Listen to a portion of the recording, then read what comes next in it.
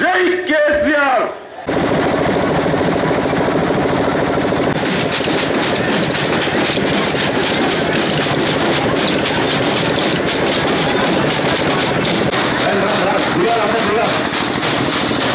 అందరు రావాలి, అక్క చెల్లె అన్న తమ్ముడు అందరు రావాలి.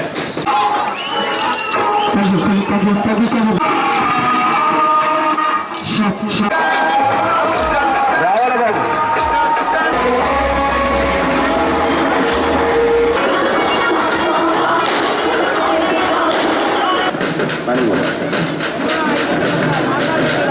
రెండు సీట్ల కోసం బీజేపీని పెద్ది సుదర్శన్ రెడ్డి గారి ప్రతిష్టను హైదరాబాద్ స్థాయిలో, రాష్ట్ర స్థాయిలో అమాంతంగా పెంచే అవకాశం మళ్ళా నర్సంపేటలోని అన్నదమ్ములకు, అక్క చెల్లెలందరికీ 3 నెలలు తిరగకుండానే వచ్చిందనే మాట నేను మీకు విజ్ఞప్తి చేస్తా ఉన్నా.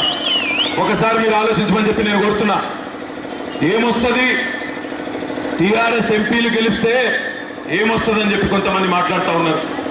ఏమొస్తుంది టీఆర్ఎస్ ఎంపీలు గెలిస్తే అంటే, ఒక్క మాటలో చెప్పాలంటే తెలంగాణలో జరుగుతున్న ఈ ఎన్నికల్లో కాంగ్రెస్ ఎంపీలు గెలిస్తే రాహుల్ గాంధీకి లాభం, బీజేపీలు గెలిస్తే నరేంద్ర మోడీకి లాభం.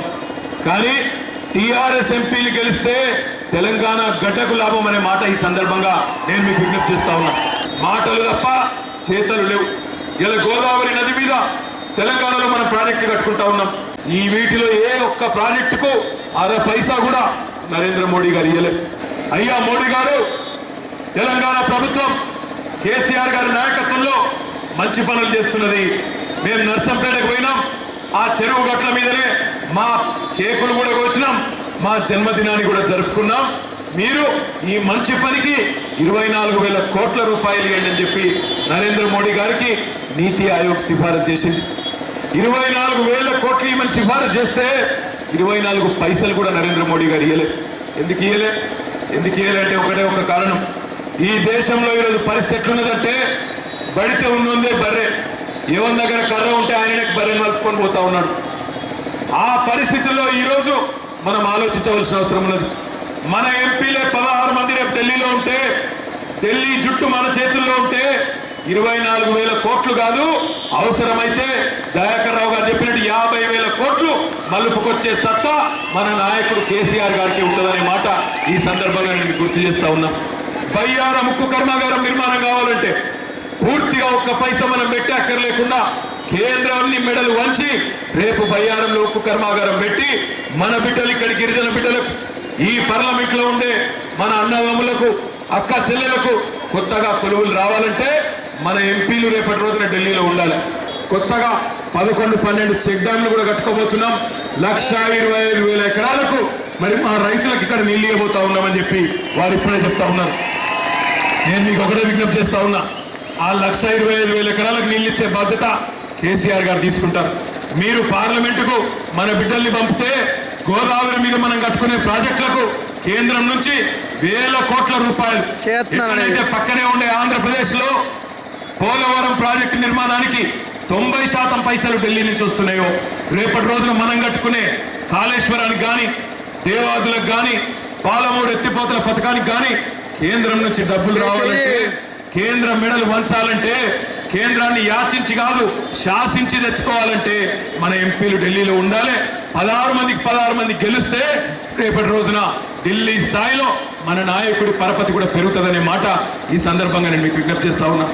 మహబూబాబాద్ పార్లమెంట్ పరిధిలోని గిరిజన సోదరులు ఎవరైతే పోడు భూముల సమస్యను ఎదుర్కొంటా ఉన్నారో, ముఖ్యమంత్రి గారు శాసనసభలో చెప్పినారు, హైదరాబాద్ లో ఒకసారి కాదు 10 సార్లు చెప్పినారు. ఏప్రిల్ 11 తర్వాత కేసీఆర్ గారే స్వయంగా వచ్చి మీ గిరిజన ప్రాంతాల్లో ఇక్కడనే అవసరమైతే 2-3 రోజులు ఉండి ఈ పోడు భూముల సమస్యను శాశ్వతంగా మీ సంతృప్తి మేరకు పరిష్కరించే బాధ్యత మనది, మన ప్రభుత్వం అనే మాట కూడా ఈ సందర్భంగా నేను మీకు విజ్ఞప్తి చేస్తా ఉన్నా.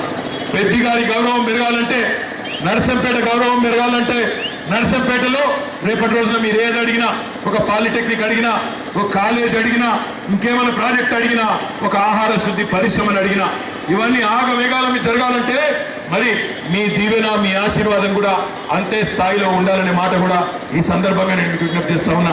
ఇంతటి ఎండలో కూడా ఇంత పెద్ద ఎత్తున మీరు కదిలి వచ్చి అక్కడి నుంచి ఇక్కడి దాకా నడిచి వచ్చి మీ ఉత్సాహాన్ని చూపెడతా ఉన్నారంటేనే స్పష్టంగా అర్థమవుతున్నది. రేపటి రోజున మాలోత్ కవిత గారి గెలుపు ఖరారయ్యింది. మీ నర్సంపేటనే మొత్తం మహబూబాబాద్ పార్లమెంట్ లో అత్యధిక మెజారిటీ ఇచ్చిన నియోజకవర్గంగా నర్సంపేట మంచి పేరు తెచ్చుకోవాలి. కారు గుర్తు మీద ఓటేసి కేసీఆర్ సైనికులైన మన ఎంపీలను ఢిల్లీకి పంపండి.